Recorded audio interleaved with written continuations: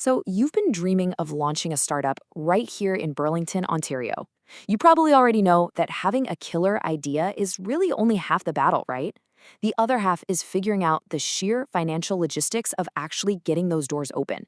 Well, today in this explainer, we are laying out a clear, structured roadmap to help you do exactly that. We're zeroing in on one of the absolute biggest roadblocks entrepreneurs face. Let's get right into it. Okay, picture this. You've got a brilliant concept. You've done all your market research, but how on earth do you afford the heavy machinery to actually run the thing? Whether you're talking about an excavator for a construction crew, a fleet of commercial delivery trucks, or maybe a cutting-edge medical laser for a brand new clinic, this stuff is incredibly expensive. You're probably wondering, how do you get your hands on it without totally draining your startup cash before day one? To figure that out, here is the roadmap we're going to follow today. We'll look at starting your Burlington business, tackle the equipment capital crunch, compare leasing versus buying, check out some local partners and vendors, and finally, we'll navigate the tricky terrain of a rental agreement together. Let's start with part 1, starting your Burlington business.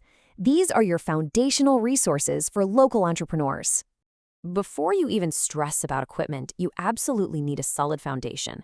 And luckily, the city of Burlington has this fantastic built-in support system designed to grow right alongside you. Think of it chronologically. When you're just starting out, you'll probably hit up the Halton Small Business Center for essential mentorship and grant opportunities. Then, as things take off and you're ready to expand, the Halton Global Business Center steps in to help you scale and maybe even go international. Oh, and if you're in the tech space, Tech Place offers an awesome innovation hub and a launchpad program to headquarter your new venture. Moving on to part 2, the equipment capital crunch. This is the roadblock of heavy machinery. All right, here is where reality hits hard. $100,000. According to local financial experts at Circle Mortgage Group, that is a very realistic price tag for just a single piece of heavy machinery or outfitting a commercial kitchen. It's a massive upfront capital outlay, and for a startup, tying up that much cash right out of the gate literally stifles your growth. Think about it. If all your money is locked inside a forklift or a medical device, you've got nothing left over to market your business, hire a great team, or weather those inevitable unexpected storms. So you absolutely need a workaround, and that elegant solution? Equipment leasing and financing. The strategy here is incredibly simple, but it is so powerful.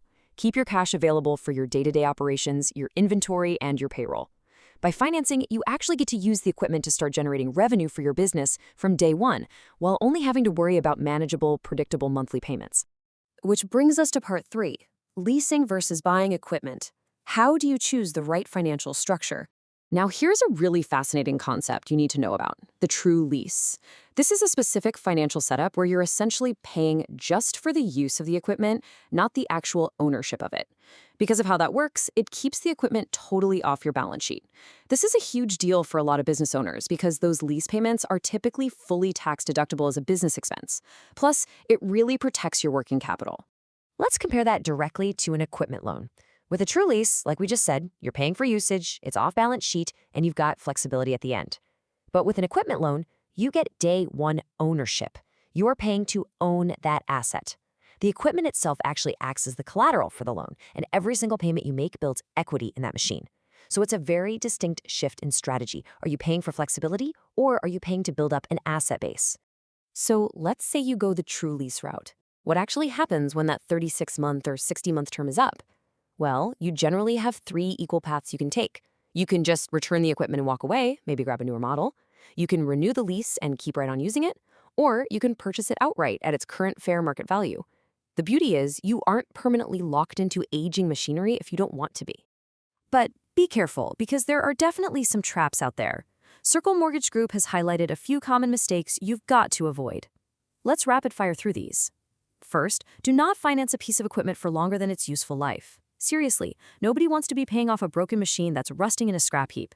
Make absolutely sure you understand those end-of-term options we just talked about before you sign anything. Don't overlook the total cost of financing. Run the numbers against a cash purchase just to be safe. Never just settle for the first lender you talk to. You gotta shop around.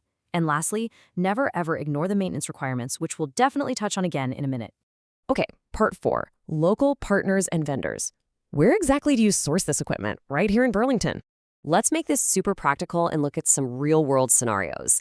Imagine you're starting up an e-commerce warehousing facility. You'd probably head over to John Lucas Drive and check out Alta Material Handling for all your forklifts and reach trucks.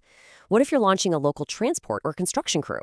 Sheehan's Truck Center over on Harvester Road is your go-to spot for commercial trucks. Starting a property maintenance gig? B.R. Dixon Equipment has you covered for landscaping gear and snowplows. Or maybe you're opening a really high-end medical spa. In that case, you'd partner with a specialty group like Minerva Leasing for those cutting-edge medical lasers. But here's the thing to remember. Those vendors aren't usually holding the debt themselves. Behind every great equipment vendor is a really strong financial partner. Local Burlington experts like Circle Mortgage Group, national players like RCap Leasing, which is actually backed by RBC, and partners like Meridian OneCap. These are the folks actually facilitating those financing terms behind the scenes, which usually run anywhere from 24 to 84 months, depending on how long the asset is expected to last. And finally, Part 5, Navigating the Rental Agreement. It's time to read the fine print. All right, we need to shift gears from the pure excitement of getting your shiny new equipment to the serious, cold reality of a legal contract. These standard agreements pack some really heavy-hitting legal jargon. Basically, the contract is going to say something like, lessors shall be liable for all expenses, personal injury, and/or property damages, and shall fully defend, indemnify, and hold lessor harmless. What does that mean in plain English? It means you bear all the risk. If that rented forklift damages a wall or worse hurts somebody, the liability falls squarely on your shoulders, not the vendor's. And because of that massive transfer of risk, you are strictly required to be insured. Standard contracts demand that the lessee, that's you, obtain and maintain comprehensive general liability insurance. And we are talking limits of at least $1 million per occurrence. You literally have to prove you have this coverage in hand before they will even think about tossing you the keys. On top of that, your monthly payment, that's really just the baseline. The contract usually buries a ton of operational responsibilities on your end. For example, you have to pay additional rent if you use the machine beyond your allotted hours. You have to foot the bill for all the fuel and lubrication. You're the one on the hook to practice preventative maintenance right by the manufacturer's manual. You pay all operational taxes. Oh, and yes, you have to keep the equipment's hour meter connected at all times so they can track your usage. The big takeaway here, you better budget for way more than just that monthly sticker price.